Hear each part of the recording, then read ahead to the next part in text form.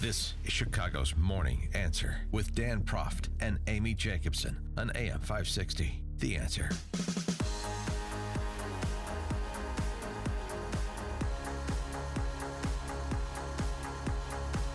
Good morning, Dan and Amy. So a lot of action in state government.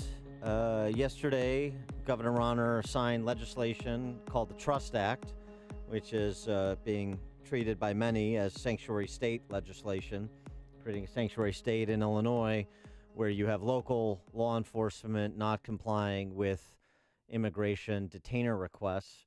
The Department of Justice, through a spokesman, responded to the governor's signature on this legislation that was touted as bipartisan. Of the 69 members of the House and Senate that are Republican combined, five Republican senators voted for it. One House member did. So I'm not sure. There was a little bit of Republican crossover. And by the way, three of those individuals have already announced their retirements. But I wouldn't exactly call that overwhelmingly bipartisan. But anyway, Department of Justice, through a spokesman, responded to Rauner's decision, saying, as the Attorney General has said, when cities and states refuse to help enforce immigration laws, our nation is less safe. Failure to deport aliens who are convicted for criminal offenses puts whole communities at risk, especially immigrant communities and very sanctuary jurisdictions that seek to protect the perpetrators. For more on this topic and its implications, both in terms of policy and politics, with the 2018 election cycle ramping up, we're pleased to be joined by State Senator Kyle McCarter. He's a Republican from Metro East area down by St. Louis, who is retiring this term. You can catch a full long-form interview that I did with Senator McCarter a couple weeks back at upstream-ideas.com as part of our Against the Current series. Senator McCarter, thanks for joining us. Appreciate it. Thank you, Dan and Amy, for having me on. So you voted against the sanctuary state legislation as a state senator. What was your reaction to the governor's decision to sign it yesterday? Well, this is not just bad policy. I think it's bad politics, and I think I'm concerned about my party. I'm concerned about the brand being tainted. If not tainted, at least confused. And I think this is going to have effect in the next election. I think, there was in the congressional district around me, 15, 33 counties, the majority of the people, over 70%, voted for President Trump. And his immigration policy was one of those reasons they voted for him. And to do an about-face like this and defy federal law, defy the Attorney General, the President himself, and now the voters, I think this is going to have a negative effect on the governor's election. Well, do you think that Governor Rauner is doing this to reach out to undecided Democratic voters? That's all I can. That's the only reason I can imagine that he's doing this. But I don't believe it's going to net out in his favor, because there are a lot of people, and I can speak for Southern Illinois, who feel betrayed by this. And this is not the only, this is not the one bill that he has, he signed that people are upset about. There's others. There's the notification bill for abortion providers, which is being challenged in court. I mean, there's the birth certificate bill. There's the voter bill. And there's a number of things that people are upset about, but this may have just been the final straw. With respect to the sanctuary state legislation, one of the defenses that's used by the Republican Party and the governor, working in conjunction with each other, is that, law enforcement's behind this, local law enforcement. Look at all these sheriffs and look at all these representatives of police departments that are supportive of this. This is something that's responding to local law enforcement. Well, I checked the record, and there was only one group, and that was the chiefs of police, that actually signed a slip in favor of this bill. The others were neutral. Now, this is what happens in politics in Illinois. They throw a 100 to 200-page bill on the table. with all kinds of junk in it they know that will never happen. And these groups show up and they say, "Oh my God, we got to stop this." And they say, "Well, we'll take all this out as long as you take away your opposition." It's not that they're not opposed. It's not that they think this is a good bill now. They know it's not, but it was the best that they could get. And these same organizations have to go through the appropriation process. So they can, the legislature can actually retaliate against the chiefs, against the state police, because they're the ones that make their budget, and so they're not going to come out against this. I think everyone needs to go right back to what the simple law read, and that is that we are mandating that our law enforcement not adhere to federal law. And I understand there's all kinds of arguments about what it's not, but we have to get back to what it really is. And essentially what this does is make Illinois a less safe place for the citizens. But Governor Rauner is spinning it as, it's a way for people who are here illegally to call 911 and feel safe that they're not going to be deported. Are you buying that argument at all?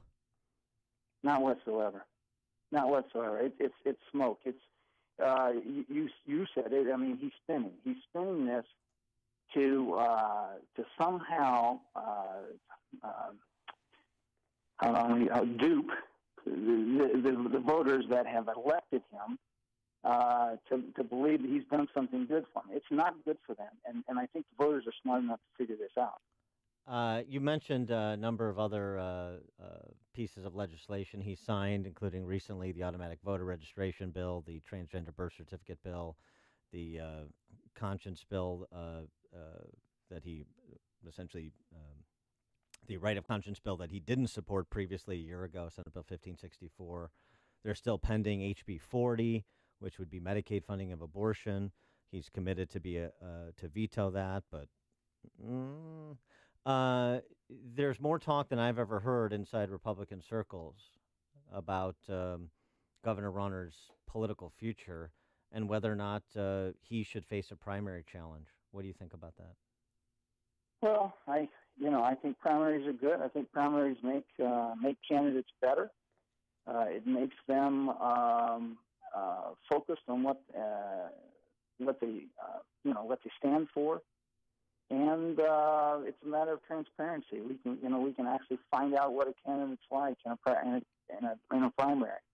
So I think I'm for him. I think if it makes him better, maybe that's a good thing. The reality of it is you're running against a very wealthy man with an incumbent in the state. I'm not sure it's practical. So I think you've got to judge candidates on the stances that they take, the bills they support, and that's why I know I'm being called a bad Republican for questioning some of the governor's decisions, but I think it's the right thing to do, and it's better for him for us to voice our opinion and let him know where we stand. Well, besides Dan Proft, though, who else would you primary against Governor Rauner? I mean, is there anybody out there chomping at the bit who wants to take him on? I don't know of anybody. I mean, there's talk of Sam McCann that he might run. State senator from what we talked about, right? State senator, yeah, Sam McCann. He's got his own, reasons. I'm not up for the job. I mean, it's just it's a very tough spot that we find ourselves in. And I think we're going to have to really do some soul searching here immediately as to how the Republican Party can be successful in this state.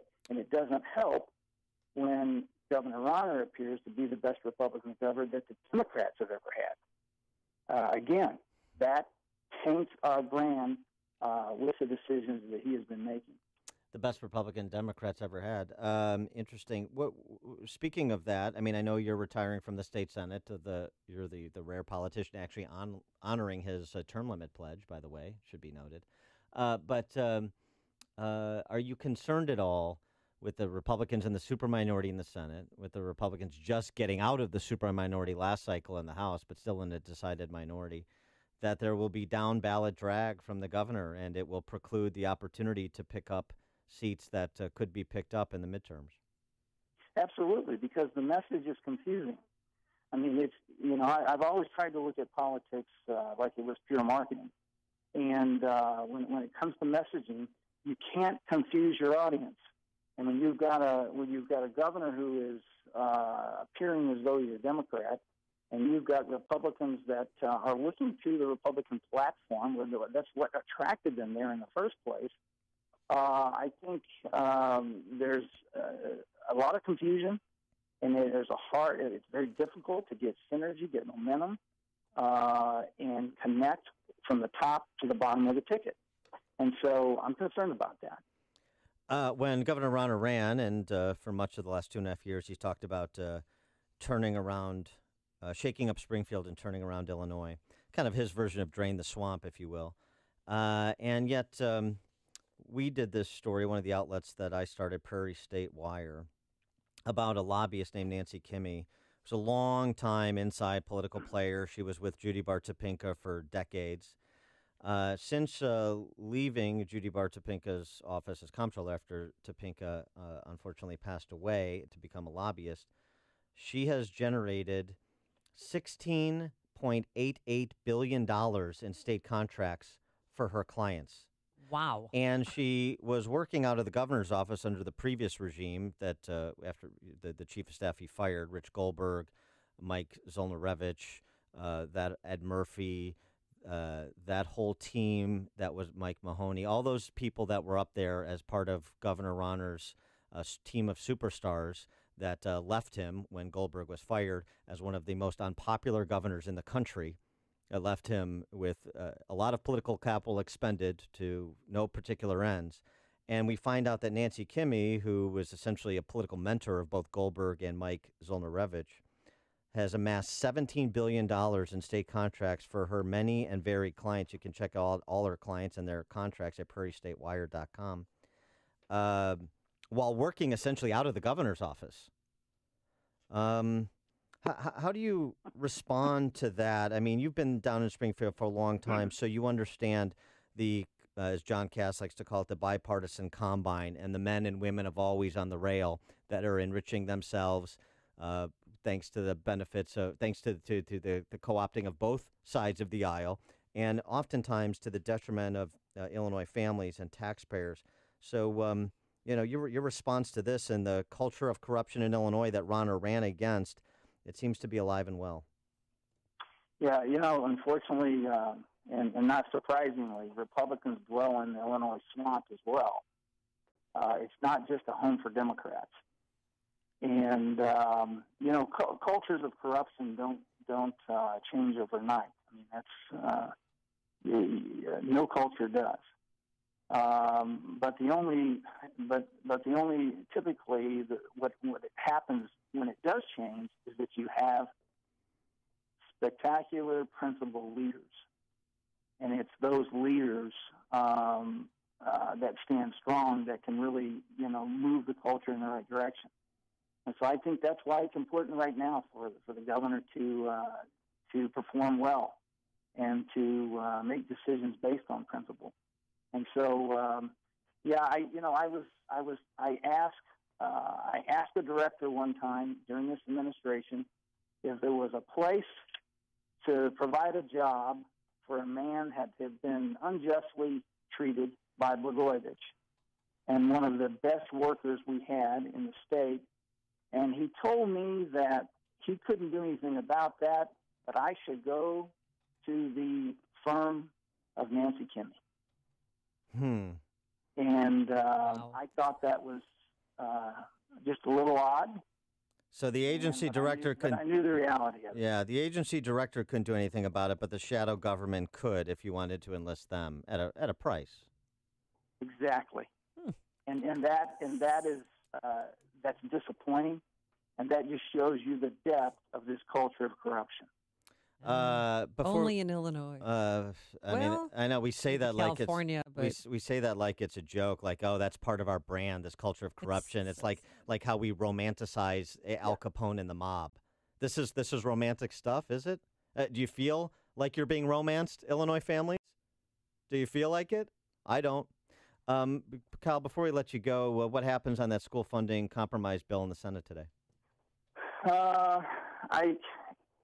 I suspect it. I suspect it will pass. I think it's we don't have the option or the leverage of running the override bill to like the House did, to shake them back into reality. So I think most likely it's going to pass. I have to admit that I'm still on the fence with it. There's good and bad in this. Mm-hmm. There's a lot of things I like, a lot of things I don't like, but I do believe we've got to move forward. I've got a problem with this whole funding, evidence-based funding formula. I think it's going to cost the Illinois taxpayers more money, and I think it might lead to the next tax increase, and I just don't want to be a part of that. So, tough decision ahead of me today. All right. He is State Senator Kyle McCarter, Republican from down Metro East Way near St. Louis. Kyle, thanks as always for joining us. Appreciate it. Thank you, Dan, and having me on. And he joined us on our turnkey.pro answer line. You've made the switch, and it feels so good.